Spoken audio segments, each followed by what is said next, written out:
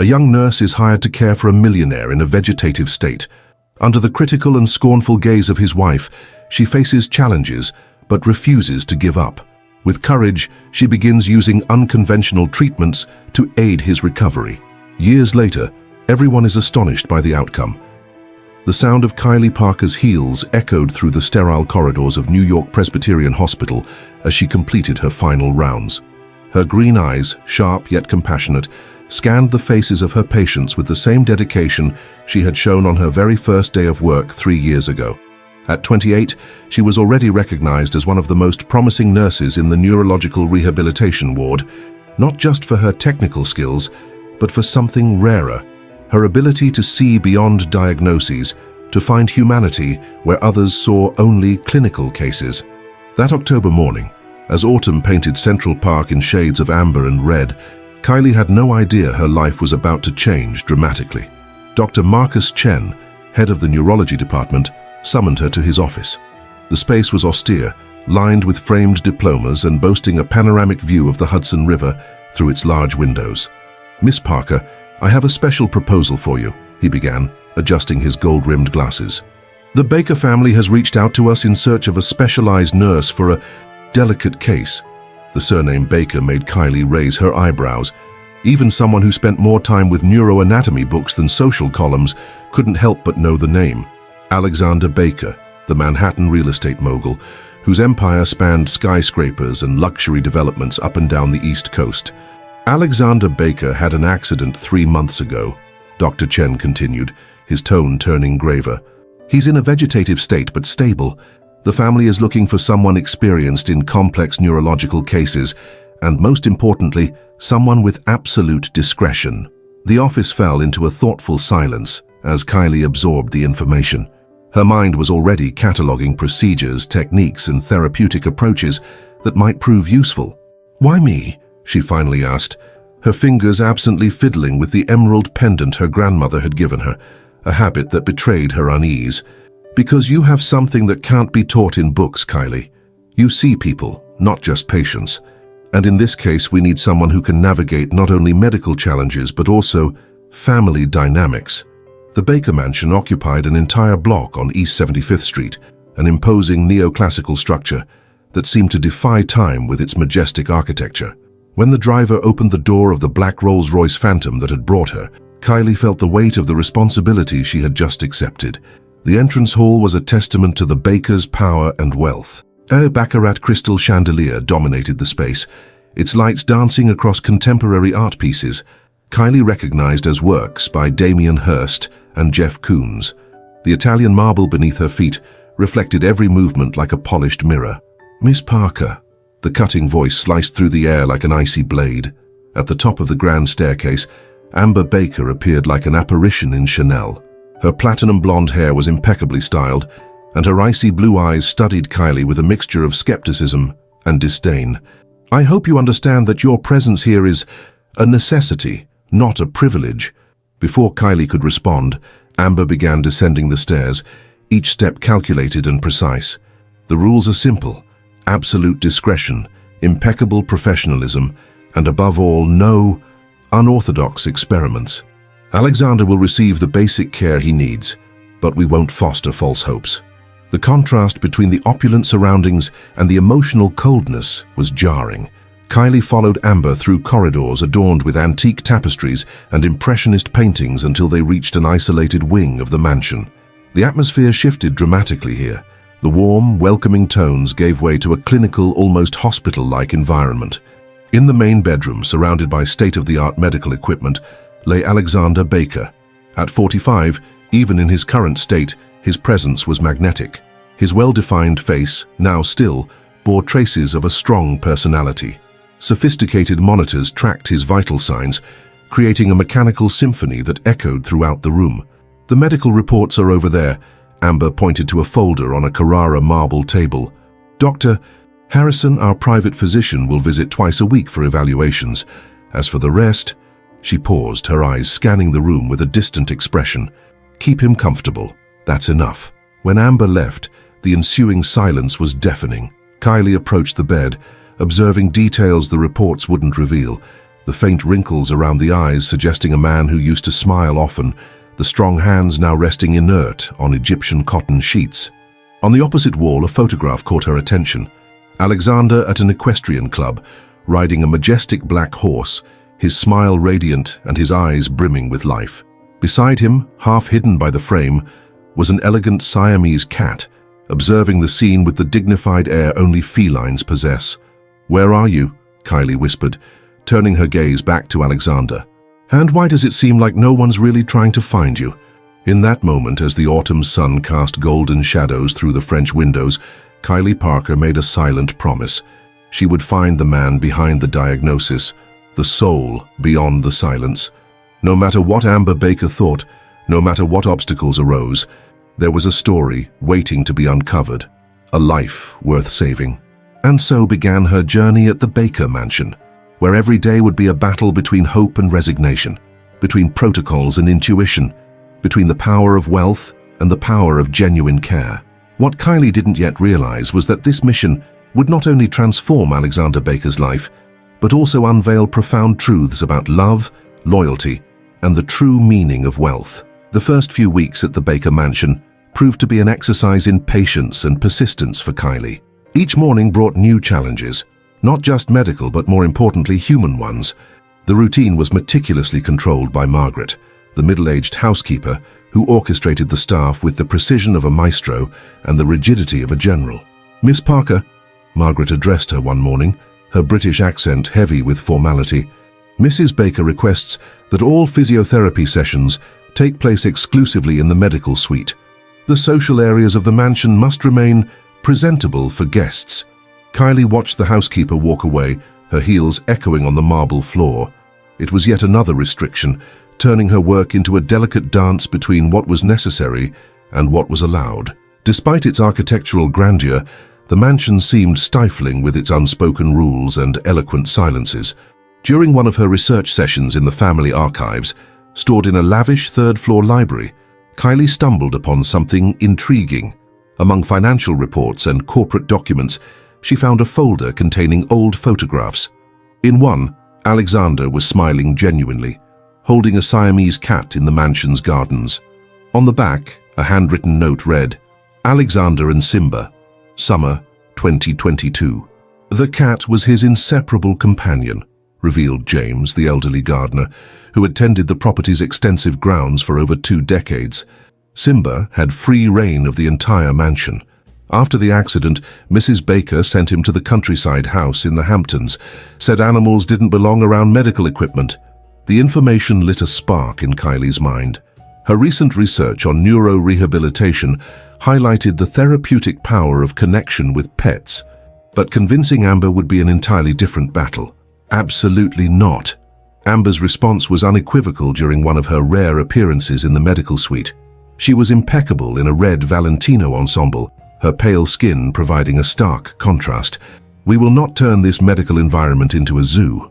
"Mrs. Baker," Kylie kept her voice calm and professional, "there are recent studies that show—" "Studies?" Amber interrupted, a cold smile playing on her perfectly painted lips. "Miss Parker, we hired you to keep Alexander stable, not to conduct experiments. Our family has a reputation to uphold. The Baker Enterprises board demands absolute discretion about his condition." The mention of the board revealed another layer of the unfolding drama. Theodore Maxwell, the CFO of Baker Enterprises and a board member, began making frequent visits to the mansion.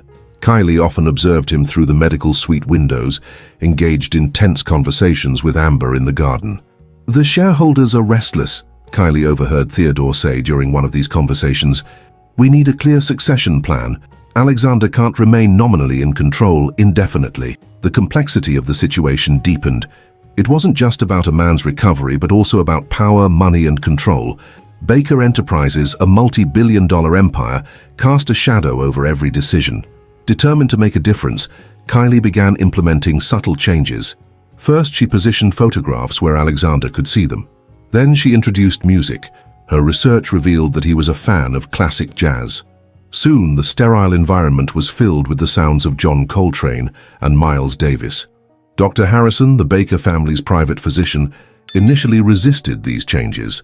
A middle-aged man with unquestionable expertise, but rigid adherence to traditional protocols, he remarked, "Miss Parker, I understand your enthusiasm, but we must stick to the basics. The prognosis is what it is." However, Kylie started noticing subtle changes. Alexander's heart rate fluctuated slightly during certain pieces of music. His expressions, though minimal, seemed to react to specific photographs. The turning point came from an unexpected source. Sophia, the young Portuguese maid who had been working at the mansion for only a few months, approached Kylie one evening. "Miss Parker," she whispered nervously, "I know where Simba is. My cousin works at the Hamptons house. The cat. He's not well. He misses Mr. Baker." A plan began forming in Kylie's mind. It was risky and could cost her job, but her intuition told her it was the right thing to do.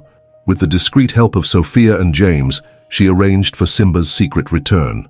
The moment the Siamese cat entered the room was magical. With the elegance characteristic of his breed, Simba leaped directly onto Alexander's bed, settling into his familiar spot beside his old owner. The heart monitor registered an immediate change. "Oh my God," Sophia whispered, watching from the door.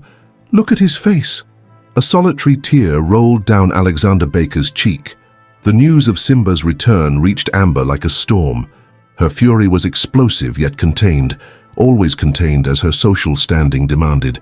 "You have crossed every boundary," she declared, her words dripping with ice. "This is a direct violation of my instructions." But there was something else in her eyes, a tremor, an uncertainty. For the first time, Kylie saw beyond Amber Baker's perfectly constructed facade. She saw a woman wrestling with her own doubts, her own wounds. "Mrs. Baker," Kylie responded, keeping her voice steady, "I invite you to see for yourself. Come and witness the changes." Amber's internal conflict was palpable.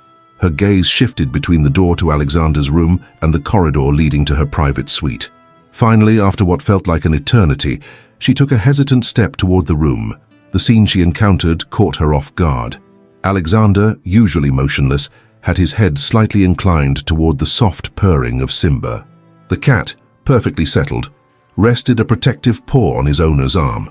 "This is—" Amber stopped, words failing her for the first time since Kylie had met her. "Is this really possible?" The moment was abruptly interrupted by the arrival of Theodore Maxwell. His usually composed face was tense. "Amber, we need to talk. The board is calling an emergency meeting." The transformation was instant. Amber's brief vulnerability gave way to her usual mask of control. "Certainly. Miss Parker, we'll continue this discussion later." As the two walked away, Kylie realized she had touched on something deeper than just Alexander's physical recovery. There were secrets within the mansion, layers of unspoken truths that were beginning to surface. Dr. Harrison, after examining Alexander's new vital data, seemed cautiously optimistic. "There are response patterns we haven't seen before," he admitted, adjusting his tortoiseshell glasses. Perhaps we should reevaluate some of our approaches." The news discreetly spread through the mansion. The staff, previously distant and formal, began showing more interest. Margaret, the housekeeper, surprised Kylie one afternoon with a cup of special tea. It was Mr. Baker's favorite, she explained, a rare smile softening her stern features. But not everything was progress. Theodore Maxwell intensified his visits, always engaging in tense meetings with Amber. Kylie caught fragments of their conversations: fiduciary responsibility, shareholder interests, succession planning.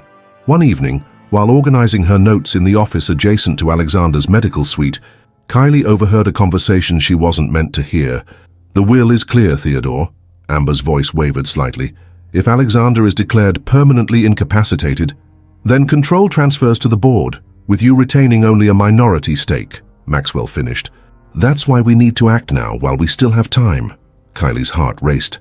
The pieces were beginning to fit: the urgency to declare Alexander's condition as permanent, the resistance to alternative treatments, the fear of any sign of progress. That night, alone in her room in the staff wing, Kylie faced her own crisis of conscience. This was no longer just about medicine or care. It was about justice, about giving a man the chance to fight for his own life, his own agency. The conflict was set on multiple fronts: professional, ethical, emotional. Each small step Alexander made toward recovery was a threat to some and a beacon of hope to others. The Baker mansion, with all its opulence and secrets, had become a silent battlefield. And at the center of it all, a man fought to find his way back. A cat purred faithfully, and a nurse braced herself to face even greater storms ahead. As New York's autumn gave way to a harsh winter, the Baker Mansion's gardens transformed into a near-mystical scene beneath the snow. On the morning of December 21st, while the city still slept under a white blanket, something extraordinary happened in the third-floor medical suite. Kylie was performing her usual morning procedures, with Simba in his customary spot beside Alexander. The vintage radio softly played Take 5 by Dave Brubeck, one of Alexander's favorites according to notes Kylie had found. "Good morning, Alexander," she said, as she did every morning, adjusting the equipment. "The garden looks incredible today. James said he's never seen so much snow." And then it happened. At first, so subtle that Kylie thought she was imagining it. The fingers of Alexander's right hand moved. Not an involuntary spasm, but a deliberate movement, as if trying to follow the rhythm of the jazz. "Alexander?" Kylie grasped his hand, her heart racing. "Can you hear me? If you can, try moving your fingers again." The movement repeated, stronger this time. Simba, sensing the excitement, approached Alexander's face and gently brushed against him. And then, something the most advanced medical equipment hadn't detected for months. A single word, whispered with effort. Yes, the world seemed to freeze in that moment. Kylie immediately called Dr. Harrison, her hands trembling as she typed the urgent message. Minutes later, the news spread through the mansion like controlled wildfire. Margaret was the first to arrive, still adjusting her impeccable uniform. "Good heavens," she murmured, witnessing Alexander slightly turn his head toward the music. Silent tears ran down her usually stern face. Dr. Harrison arrived in record time, snowflakes still clinging to his Burberry coat. His usually skeptical eyes widened as he observed Alexander's conscious movements. "This is extraordinary," he declared after a series of preliminary tests. "There's significant neurological activity that wasn't present before. We need to run comprehensive examinations immediately." The news reached Amber through Theodore Maxwell, who was at the mansion for another of his morning meetings. Her reaction surprised everyone. "Cancel my appointments," she ordered her personal assistant, her voice trembling slightly. "Cancel everything." When Amber entered the medical suite, she was no longer the imposing and distant figure everyone knew. Her eyes, usually cold and calculating, were filled with unshed tears. She approached the bed hesitantly, as if afraid everything might be an illusion. "Alexander?" Her voice was barely a whisper. To the astonishment of everyone present, Alexander turned his head slightly toward Amber's voice. His eyes, though not yet fully focused, searched for the source of the sound. "Leave us," Amber ordered, her voice breaking. Only Miss Parker may stay." Once everyone had left, something extraordinary happened. Amber Baker, the woman who ruled an empire with an iron fist, collapsed into an Eames chair near the bed. Her defenses, built over years, began to crumble. "You don't know," she began, addressing Kylie but looking at Alexander. "You don't know what it was like before. We were different. Everything was different." Over the next few hours, as snow continued to fall outside, Amber revealed a story few had ever heard. Her marriage to Alexander had not started as a business arrangement, as many speculated. It had been a true romance, born in a Soho art gallery, where a young, ambitious curator met a businessman who preferred Coltrane to contracts. "We lost ourselves along the way," Amber confessed, her words heavy with regret. "The empire grew, the responsibilities mounted. We began playing roles instead of being ourselves." Kylie watched the scene with a mix of compassion and admiration. Amber's transformation was tangible, as if each word spoken peeled away a layer of the armor she had built over the years.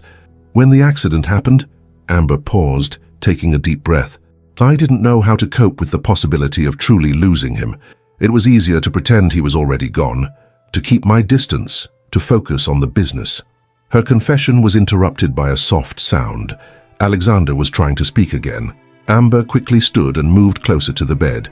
Kylie helped him with a sip of water, and after a few moments of effort, a clear word emerged: "Forgive." The impact of that single word was seismic. Amber grasped Alexander's hand, their fingers intertwining for the first time in months. Simba, sensing the shift in the room, nestled himself between them, a silent guardian of their moment of reconnection. In the days that followed, The Baker mansion underwent a radical transformation. The heavy curtains that kept the outside world at bay were drawn open, allowing natural light to flood the rooms. Music filled the halls, not just jazz but melodies that told the story of Amber and Alexander's shared past. Theodore Maxwell, sensing the winds of change, made one last desperate attempt. "Amber, think of the shareholders. Even with this progress, a full recovery is uncertain. The market needs stability." Amber's response was unequivocal. "The market will have to wait, Theodore. For the first time in a long time, other things matter more." Amber's transformation was reflected in every aspect of life at the mansion. The rigid rules that stifled creativity and affection were eased. The staff, once afraid to show any emotion, began smiling openly. Margaret surprised everyone by bringing her cello for an impromptu music session in the medical suite. Sophia, the young maid, became an unexpected source of knowledge about alternative therapies, thanks to her Portuguese grandmother, who practiced traditional medicine. With Amber's approval, and under Dr. Harrison's supervision, aromatherapy techniques were incorporated into Alexander's routine. James, the gardener, began bringing fresh flowers to the medical suite daily, recalling Alexander's favorite varieties. "He always said a well-tended garden was like a symphony for the eyes," the elderly man shared as he carefully arranged a bouquet of blue hydrangeas. But not everything was smooth.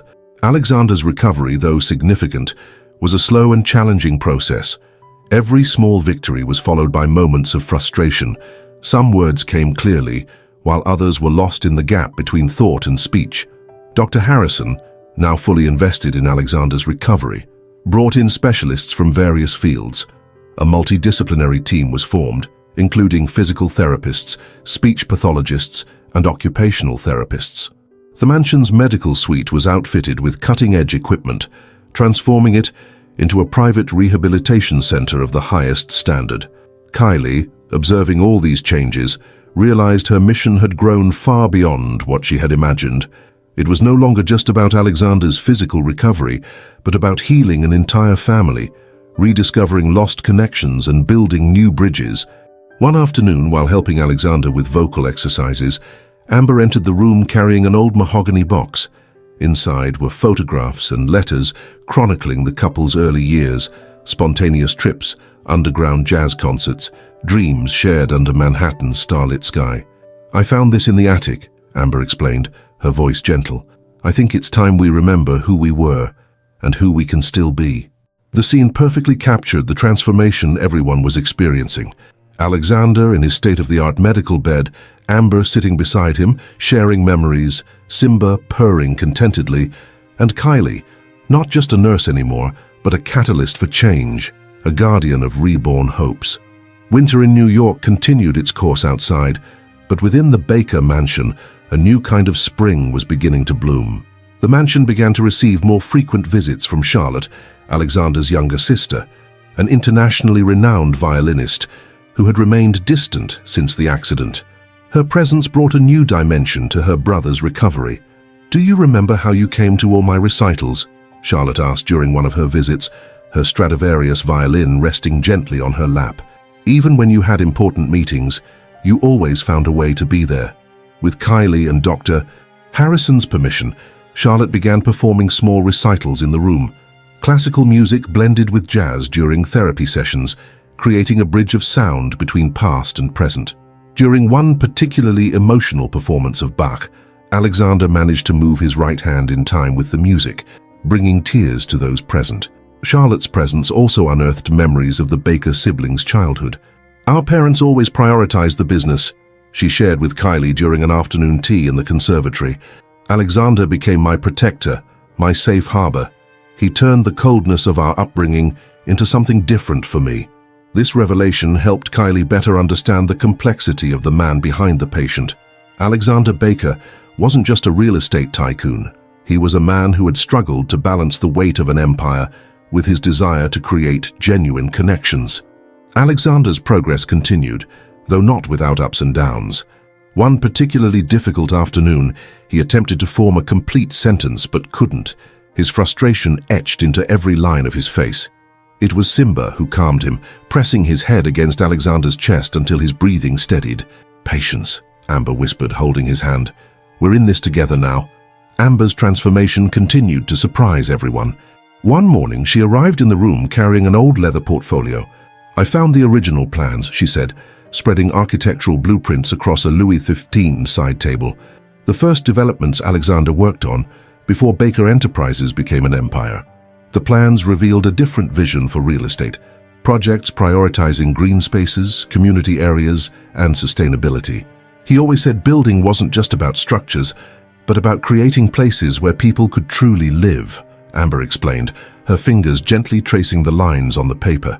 Theodore Maxwell, realizing he was losing influence, began maneuvering behind the scenes. Rumors about Alexander's condition started circulating in the financial press, causing fluctuations in Baker Enterprises' stock prices. It was during this time that Amber showed the depth of her transformation. At an extraordinary board meeting, streamed directly to Alexander's room via a discreetly installed video conferencing system, she confronted the speculators head-on. Baker Enterprises is not just numbers on a spreadsheet, she declared, her voice resolute. It is the legacy of a man who always saw beyond immediate profit, and that man is fighting to return, not just for himself, but for everything we've built together. The impact was immediate.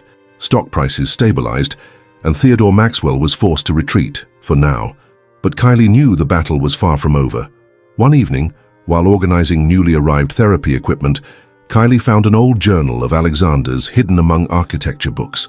With Amber's permission, she began reading excerpts during therapy sessions.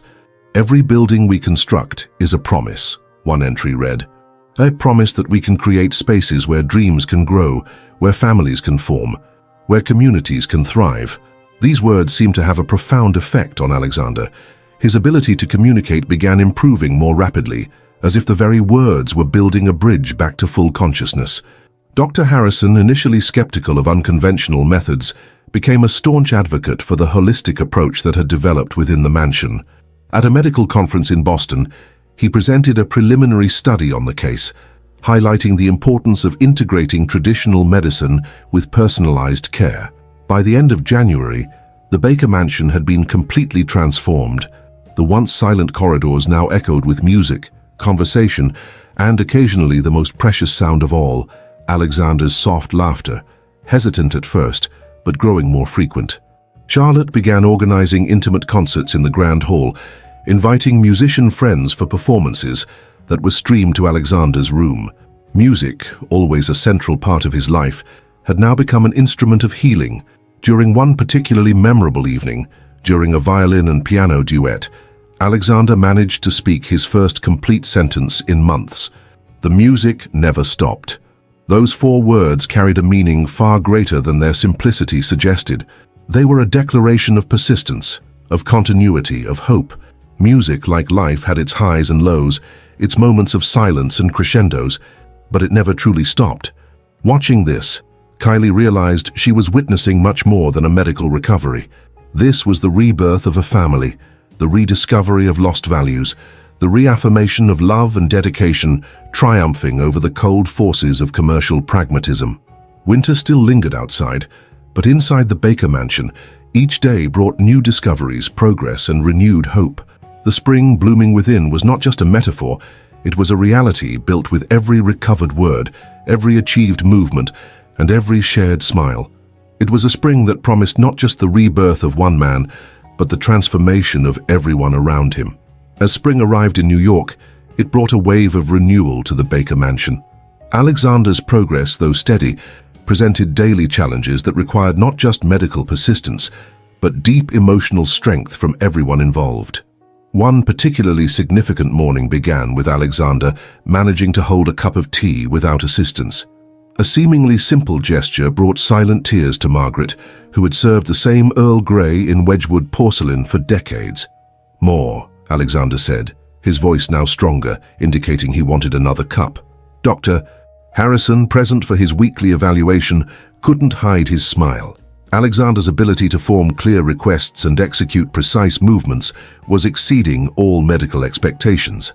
Amber, witnessing the scene, was undergoing her own transformation. The woman who once buried herself in corporate meetings and social events was now a constant presence during therapy sessions. Her wardrobe, once dominated by Chanel suits and Louboutin heels, had given way to more comfortable yet elegant attire that allowed her to actively participate in the rehabilitation exercises. "You know," she confided to Kylie during a break, "I never thought that at 42 I'd be relearning how to be a wife, how to be human." Amber's change went beyond appearances. She developed a keen interest in neuroscience, spending hours studying medical articles and research on neurological recovery. Her private library, once filled with financial reports, now housed an extensive collection of medical literature. "Mrs. Baker," Dr. Harrison remarked, after a particularly detailed discussion about new treatment protocols, "you could have been an excellent physician." The comment brought a melancholic smile to Amber's face. "Maybe in another life," she replied, "but now I have a different mission." That mission manifested in an ambitious project. Leveraging her corporate connections, Amber began structuring a foundation dedicated to neurological research. The idea was born after a poignant conversation with Alexander. "Others," he had said, struggling with the words but determined to express himself. "Help others." The moment was a turning point. The Baker Foundation for Neurological Research began to take shape, initially in quiet moments between therapy sessions, whispered conversations between Amber and Kylie, and notes scribbled in the margins of medical journals. Charlotte, now a regular presence at the mansion, contributed her own expertise in music therapy. Her connections in the artistic world brought a unique dimension to the project, integrating art and science into the therapeutic approach. "Music has always been our family's language," she explained during a particularly emotional session in which Alexander managed to move his fingers in time with a Mozart sonata. "When words failed, the notes spoke for us." Alexander's physical progress continued to surprise everyone. With the help of a specially designed carbon fiber walker, he began taking his first steps around the room. Each step was a victory celebrated not just by his family, but by the entire team who had become integral to the journey. Simba, ever attentive, adapted his routine to follow his owner's movements. The Siamese cat developed a habit of walking a few steps ahead of Alexander, as if guiding him, pausing periodically to ensure he was following. "It's extraordinary," remarked Sophia, now assisting with physical therapy sessions. "It's as if Simba knows exactly how much encouragement to give." The victories, however, came with challenges. There were days of intense frustration when words wouldn't come or muscles refused to cooperate. On one such day, Alexander experienced a particularly difficult episode, knocking over a tray of medications in a burst of anger. Amber's response surprised everyone. Instead of calling the medical team or trying to calm him with empty reassurances, she simply sat beside him on the bed and began softly singing "The Way You Look Tonight," the song they had danced to on their first date. The shared moment of vulnerability marked a new phase in their relationship. They were no longer just husband and wife, patient and caregiver, but partners on a journey of mutual rediscovery. Kylie, observing the couple's transformation, found herself reflecting on her own evolution. Her approach to medicine, once primarily focused on protocols and procedures, had expanded to embrace a more holistic view of care. "You've given us more than Alexander's health," Amber told her one evening as they shared tea in the conservatory. "You reminded us of who we were, of who we can still become."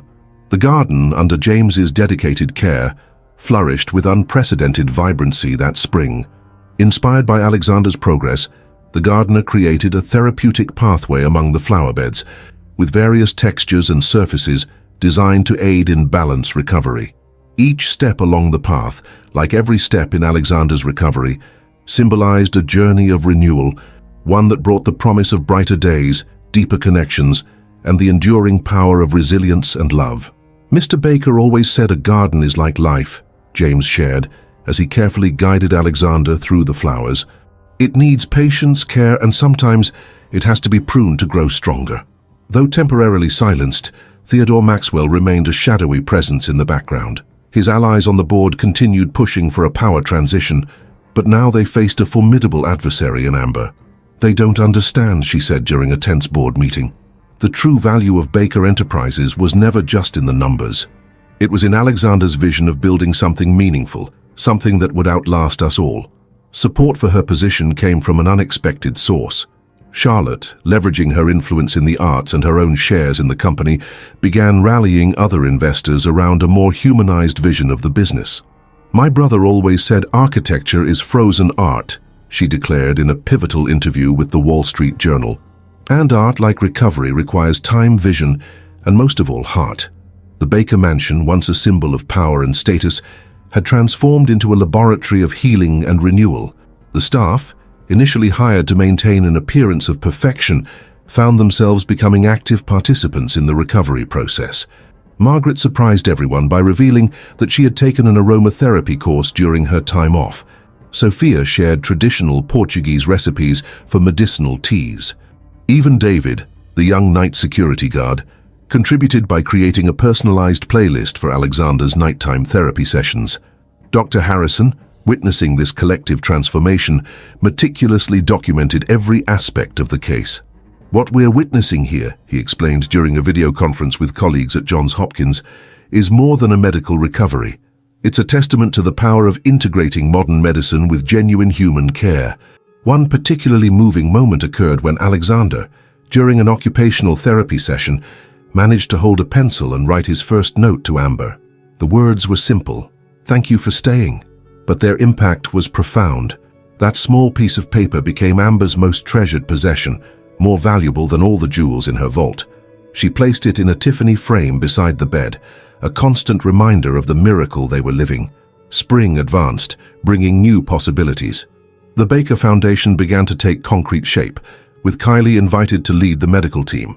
The initial project included not only cutting-edge research but also assistance programs for families without resources facing similar challenges. "This is how we build a true legacy," Alexander said during a family meeting, his speech still slow but increasingly clear, "not with buildings, but with hope." As the Baker Mansion continued its transformation, one truth became increasingly evident. Alexander's recovery had become a catalyst for something far greater. It was a story of rebirth, not just physical but spiritual, not just individual but collective.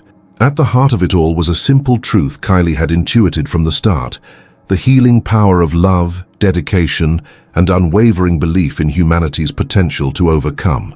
The changes at the Baker Mansion did not go unnoticed by New York's elite social circle. Old friends of the couple, who had distanced themselves after the accident, began to reappear, many surprised by the transformation they found. Victoria Sinclair, a socialite who had once been close to Amber, visited the mansion one April afternoon. "Amber, darling," she remarked, watching her friend help Alexander with his exercises, "you seem different, lighter, more alive?" Amber finished, smiling. "That's how I feel, Victoria. For the first time in a long time, I truly feel alive." Victoria's visit had an unexpected effect. As the editor-in-chief of New York's most influential lifestyle magazine, she proposed running a feature on the Baker's transformation, not a story of tragedy and survival, but one of reinvention and purpose. "The world needs this story," Victoria argued, "not for the tragedy or the glamour, but for the truth it carries." After a family discussion, the Bakers agreed to the feature with one condition. The primary focus would be on the foundation and its potential to help other families. The decision marked a significant shift in how the Baker family chose to present themselves to the world. Meanwhile, the recovery routine remained intense. Dr. Harrison introduced new cognitive rehabilitation techniques, including virtual reality sessions developed specifically for complex neurological cases. Alexander, always fascinated by technology, embraced the exercises with renewed enthusiasm. "It's like building a structure," he explained during a session, his speech growing clearer. "Brick by brick, connection by connection." The analogy to architecture became a constant in his recovery. Kylie and the medical team began structuring exercises using terminology familiar to Alexander, turning therapy sessions into projects and goals into blueprints for recovery. Charlotte, inspired by the approach, composed a musical piece specifically for the therapy sessions, incorporating elements reminiscent of construction sounds, the steady rhythm of a hammer, the ascending harmony of a building taking shape. Symphony of Reconstruction, as it was called, became the unofficial soundtrack of Alexander's recovery. The Baker Mansion, once a bastion of formality, now resonated with laughter, music, and the steady cadence of progress. It was no longer just a home or a symbol. It was a testament to the resilience of the human spirit and the transformative power of love and community. The impact of music had been so profound that Dr. Harrison decided to include it in a broader study on music therapy for neurological trauma. The research, conducted in partnership with Columbia University's neurology department, began attracting international attention from the medical community. Amid all these developments, Amber made a touching discovery. One afternoon, while organizing old documents in Alexander's office, she found an unsent letter dated just a week before the accident. "My dearest Amber, as I look out over our city from the heights of the new development under construction, I realize we've spent years building impressive structures, but perhaps neglected the most important one, the one between us. I propose a new project, to rebuild not with steel and concrete but with time and attention, to rediscover not new ground, but the spaces in our hearts that we've left vacant for too long. With love, Alexander." The letter became a powerful symbol of their current journey. Amber shared it with Kylie during a moment of particular vulnerability. "It's incredible how sometimes we have to lose something to truly understand its value," she reflected. New York's spring was at its peak when Alexander achieved another significant milestone, his first steps without assistance. The moment happened spontaneously during a physical therapy session in the garden. Simba, as always, was walking ahead of him when Alexander, focused on following the cat, let go of the walker and took 3 independent steps. The entire garden froze. Margaret, serving tea at a nearby table, dropped her porcelain cup. Sophia, pruning the rose bushes, let out an exclamation in Portuguese. James, the elderly gardener, removed his hat in reverence to the moment. "You did it," Amber whispered, tears streaming freely down her face. "You really did it." Alexander, trembling from the effort but smiling, replied, "We did it. All of us." That moment crystallized something that had been forming for months. Alexander's recovery was not an individual journey, but a collective transformation that had touched and changed everyone at the Baker Mansion. As spring gave way to summer, plans for the Baker Foundation gained momentum and structure. Amber, applying her corporate management expertise, developed an innovative model that combined cutting-edge medical research with accessible, compassionate care. "Money was never the issue," she explained during a presentation to potential partners.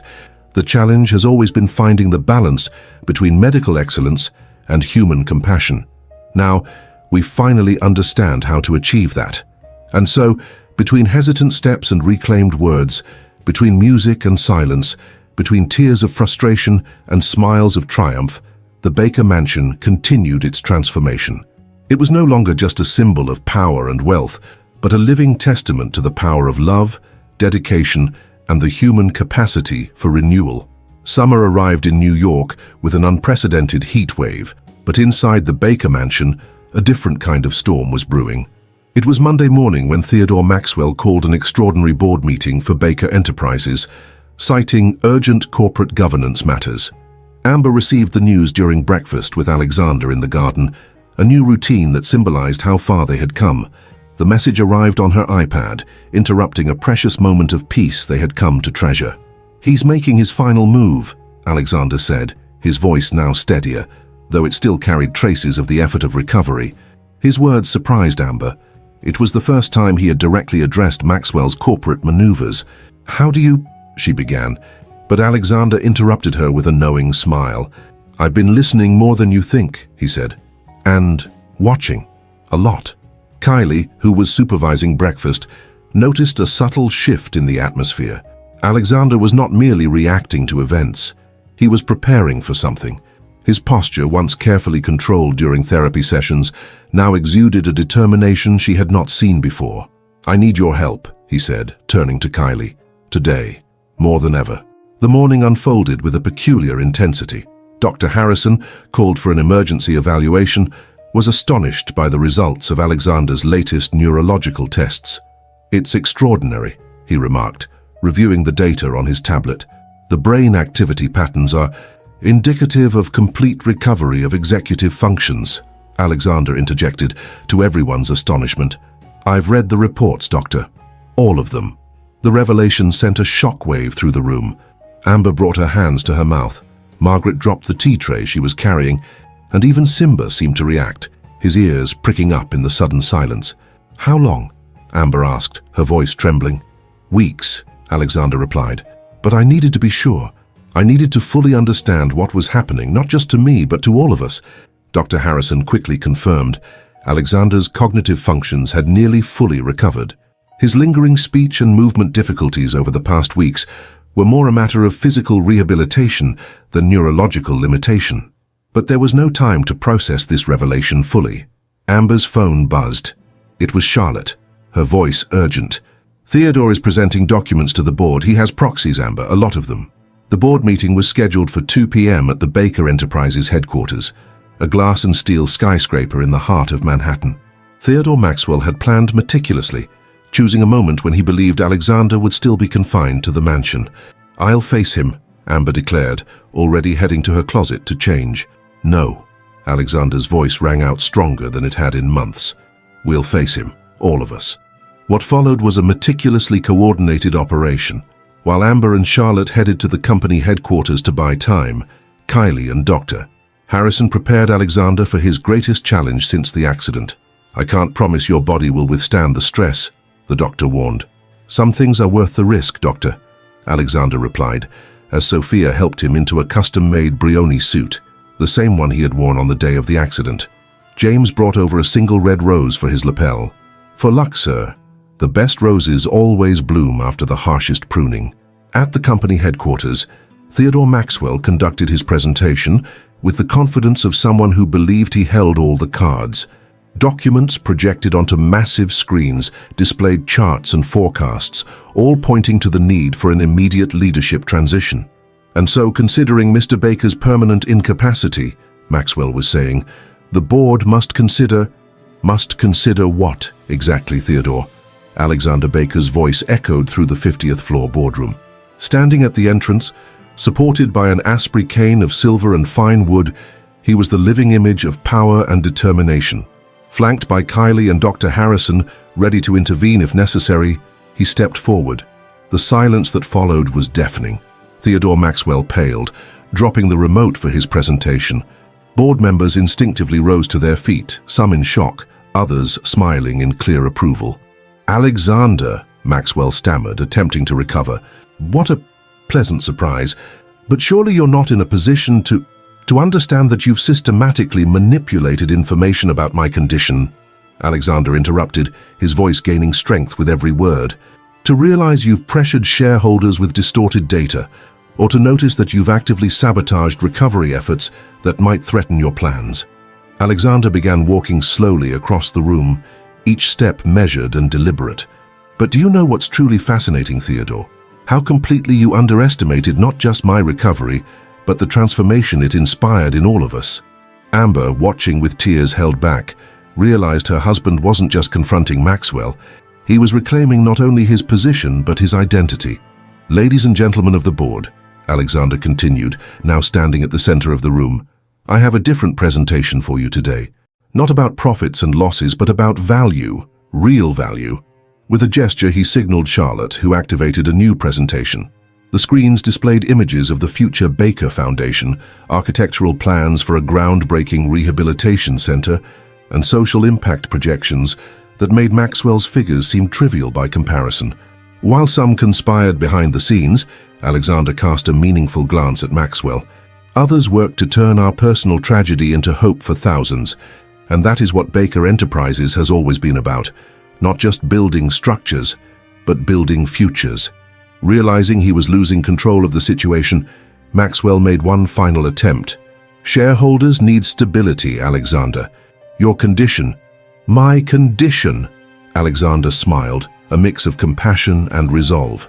"My condition has taught me more about leadership in the past few months than 20 years of board meetings ever could. It taught me about vulnerability, about trusting others, about the true meaning of strength." Amber rose from her seat, walking to stand beside her husband. "And as for the shareholders, Theodore, perhaps it's time to reveal something interesting." She paused dramatically, savoring the moment. "In recent weeks, while you were busy collecting proxies, the Baker Foundation secured investment commitments that will transform not only the healthcare sector, but the very future of Baker Enterprises." Charlotte projected the figures. Strategic alliances with leading global medical institutions, partnerships with investment funds focused on social impact, and a revolutionary governance structure integrating purpose with profit. "The board has a choice today," Alexander declared.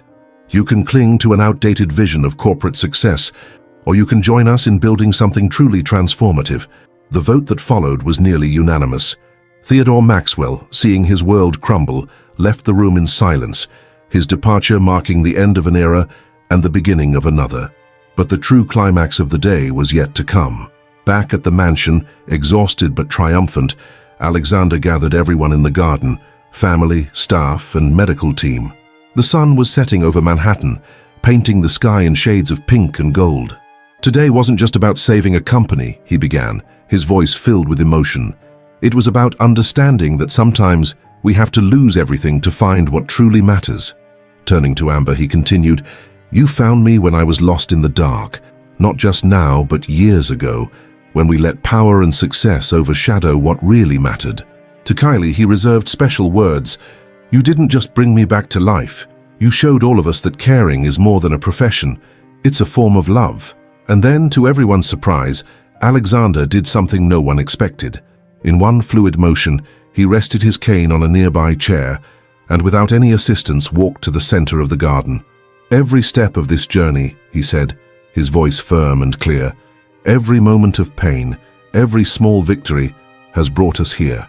And now I finally understand. The accident wasn't the end of a story. It was the beginning of many." The sun finally set over the Baker mansion, but the garden remained illuminated, not just by the lights James had carefully arranged, but by the glow in the eyes of everyone present. Simba, ever attuned to the moment, approached Alexander and sat at his feet, as if sealing with his feline presence the transformation they had all witnessed. That night, while the city outside continued its frenetic rhythm, the Baker mansion radiated a different kind of peace. It was the peace that comes not from the absence of conflict, but from overcoming it. The peace born when truths are revealed, masks fall, and love triumphs over fear. And at the center of it all was a man who had returned from the shadows, not just to reclaim his life, but to transform it into something greater than it had ever been. The celebration in the garden stretched late into the night. Margaret, breaking decades of rigid protocol, opened a bottle of Dom Perignon she had been saving for a truly special occasion. Sophia prepared pasté de nata, using a cherished family recipe, while James adjusted the garden lights to create an almost magical atmosphere. Charlotte, inspired by the moment, improvised a violin performance, her notes blending with the gentle sound of the fountain and the joyful murmur of conversations. The music, as always, served as a bridge between past and present, between pain and healing. "You know," Dr. Harrison said to Kylie as they observed the scene, "in 30 years of medicine, I've never seen anything like this. It's not just the physical recovery. It's as if the entire energy of this house, of this family, has been completely transformed." Kylie watched Alexander and Amber dancing softly to Charlotte's violin. It was no longer the formal dance of a high society couple, but something deeper, more authentic. "Sometimes," Kylie replied, "we have to completely break apart to rebuild the right way."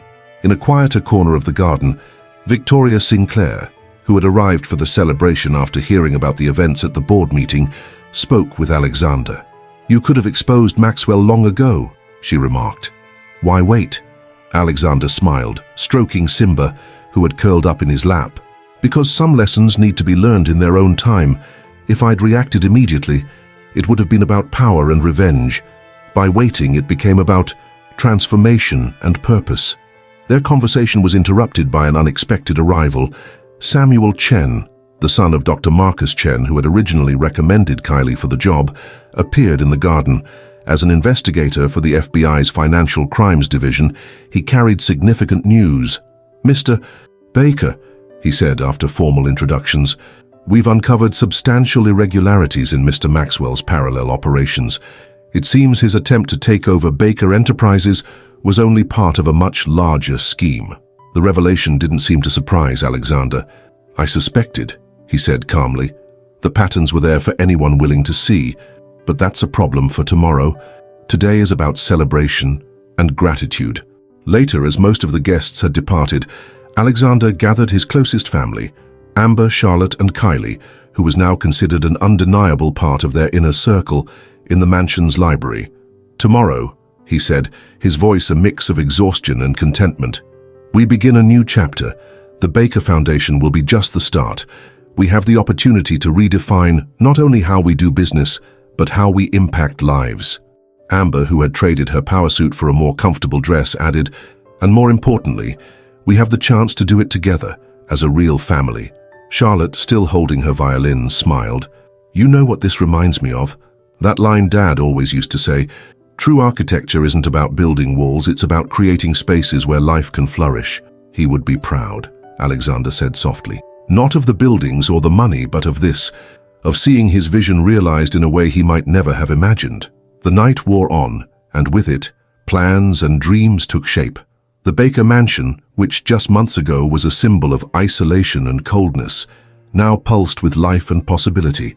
Alexander's old office was to be transformed into a planning space for the foundation, combining Baker Enterprises' expertise in construction with its new mission of healing and transformation.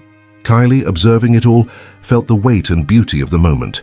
Her decision to take on this case, which had seemed so risky months ago, had grown into something far greater than she could have imagined. "You've changed our lives," Amber said, as if reading her thoughts, "but I suspect you've changed too." It was true. The experience had transformed not just Kylie's professional perspective, but her understanding of what it truly meant to heal. It wasn't just about medical procedures or rehabilitation protocols. It was about seeing the potential for healing in every moment, in every interaction. When the time finally came to retire for the night, Alexander insisted on walking to his room without any help. Each step was a declaration of independence, a living testament to how determination, combined with love and genuine care, could overcome even the darkest of prognoses. The Baker Mansion slept under a starry summer sky, its lights dimming one by one. But something fundamental had changed within its century-old walls. It was no longer merely a residence for New York's elite. It had become a symbol of rebirth, a testament to the power of love and perseverance. And while the city that never sleeps continued its frantic rhythm outside, within the Baker Mansion, a new story was being written. A story not just of physical recovery, but of spiritual rediscovery. A story that proved that sometimes, in the deepest shadows, we find our brightest light. It was more than a happy ending. It was a new beginning. And as Alexander had said, it was only the start of many stories yet to come. Autumn returned to New York, completing a cycle of transformation that had begun exactly 1 year earlier. The Baker Mansion, once a fortress of isolation, now pulsed with a different energy. Laughter and music flowed through its halls, while a dedicated team worked tirelessly on preparations for the official launch of the Baker Foundation for Neurological Research and Rehabilitation. The transformation of the former Baker Enterprises corporate complex on Park Avenue into a state-of-the-art medical center was nearly complete. Alexander, now fully recovered, personally oversaw every detail of the project, incorporating design elements that reflected his newfound philosophy of life. "Every space should tell a story of hope," he explained to a team of architects during a finalization meeting. "When a patient or family member walks in, I want them to immediately feel that healing is possible." The building was a masterpiece of humanized architecture. Large windows flooded the interiors with natural light. Suspended gardens created spaces for contemplation and healing, and advanced technology was seamlessly integrated into the welcoming environment. It was the perfect embodiment of the union between medical excellence and human care that had characterized Alexander's own recovery. Amber, who had taken the lead on the Foundation's project, astonished everyone with her dedication to the cause. Her personal transformation was reflected in every administrative decision. The Foundation's board, carefully selected, included not only medical experts and executives, but also recovered patients and their families. "Our experience taught us that true healing comes from combining technical expertise with emotional understanding," she explained during an interview with the country's most prestigious medical journal. "We cannot separate treatment from humanity." The morning of the inauguration dawned clear and crisp. The press gathered at the center's entrance, where a blue silk ribbon, the color chosen to represent the foundation, awaited the ceremonial moment. Figures from New York's medical, business, and social worlds mingled with patients and their families, all united by the promise of a new beginning. Kylie, now the Foundation's medical director, observed the scene with a mix of pride and humility. Her office in the new center offered a panoramic view of the city, but what stood out most was a wall dedicated to photographs, moments captured during Alexander's recovery that now served as inspiration for new cases. "Ready?" Alexander asked, appearing at her office door. He no longer needed a cane, though he occasionally used it on long walks, a graceful reminder of the journey he had traveled. The inauguration ceremony was far more than a social event. It was a celebration of possibility. Charlotte opened the festivities with a special performance, a piece she had composed specifically for the occasion, blending elements of classical music with jazz, a sonic metaphor for the fusion of tradition and innovation the Foundation represented. Alexander's speech captured the essence of the moment. "A year ago, I was a man trapped in my own body, surrounded by walls both physical and emotional. Today, we are tearing down those walls." This center is not just a hospital or a research institute.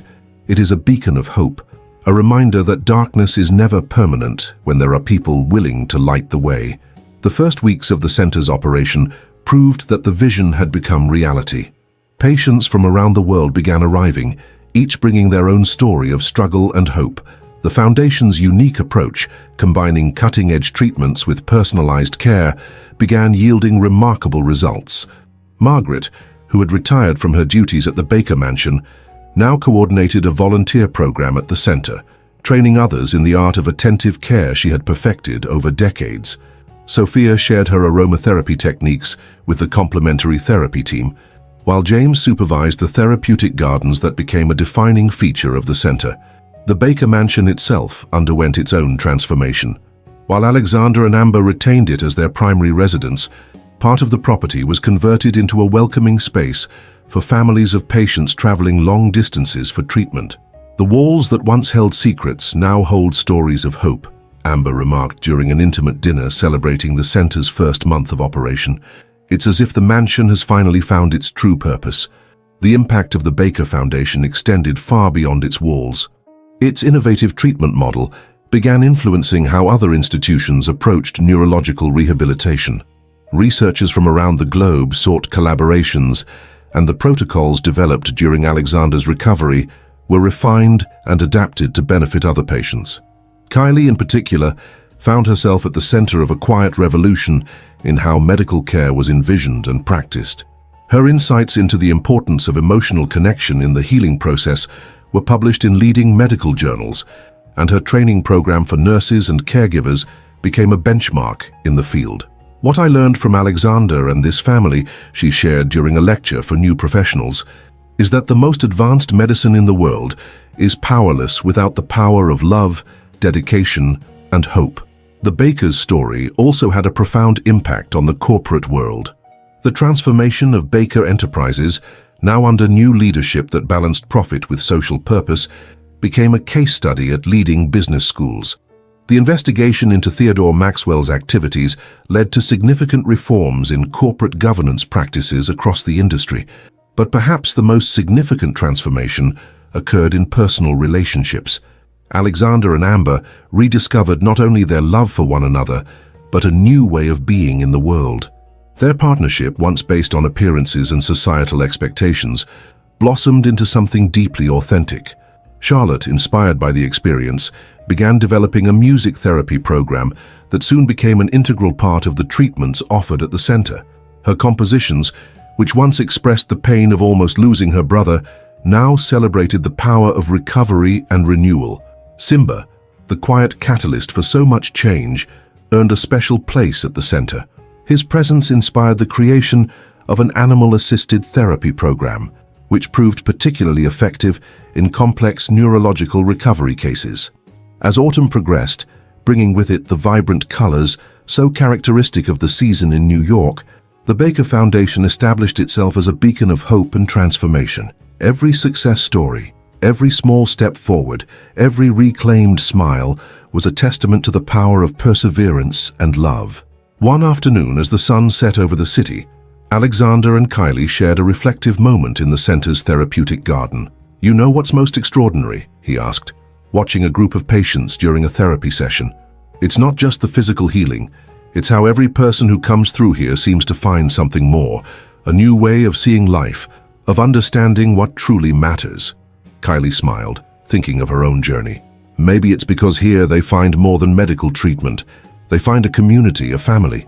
A family, Alexander repeated, his gaze sweeping across the space they had created together. Yes, that's exactly what we've built here. A family that extends far beyond blood ties.